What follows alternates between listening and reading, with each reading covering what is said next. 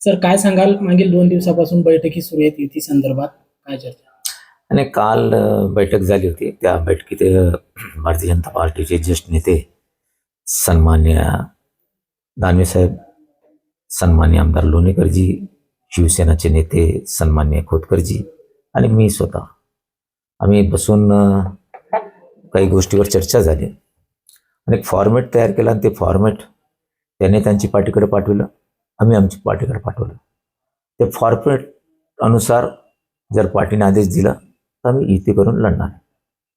कसं जागा ठरल्या तुमच्या? आता जाऊ दे, ते तुमच्या चॅनलवर बोलत नाही मी.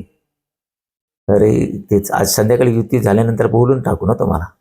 7 वाजता होणार आहे आमची आणि रात्री 8-8:30 तुम्हाला माहीत पडेल. बरं, युती झाली तर कार्यकर्त्यांबद्दल काय?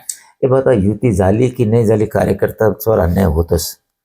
हे प्रत्येक कार्यकर्त्याला वाटतं की मी नगरसेवक झाला पाहिजे, पण योग्यता देऊनही आम्हाला तिकीट द्यावं लागतं, कारण वरिष्ठ लोकांना मला दाखवावं लागतं निवडून आलं.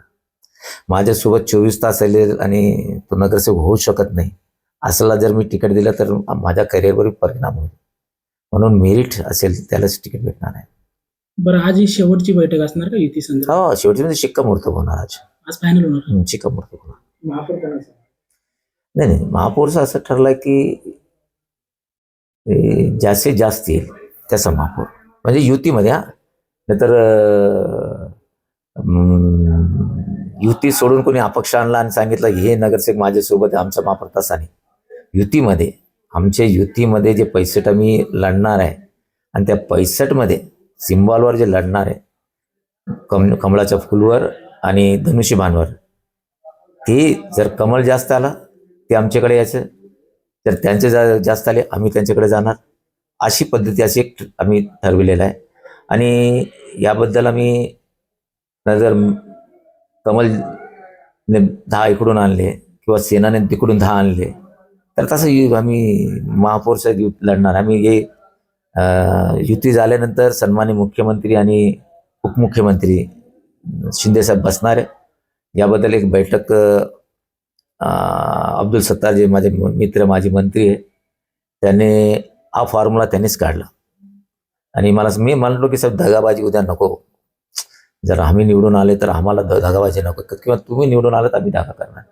मग त्याने एक फॉर्म्युला काढला की सीएम डेप्टी सीएम समोर बसायचं युती झाल्यानंतर आणि दोन्ही पक्षाला आश्वासन दिलं पाहिजे की तुमचं आलं तर तुम्ही करा, आमचं नाही तर कोणी 2 अपक्ष घेऊन येणार, 5 अपक्ष घेऊन येणार आणि मला मीच मोठा आहे असं नको.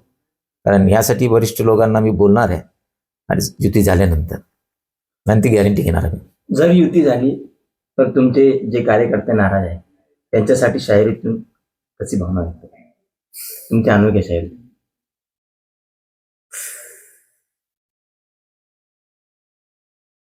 आता हे कार्यकर्त्यांची नाराजीवर शायरी करण्यामध्ये माझा एक मित्र माझ्याकडे बघतो.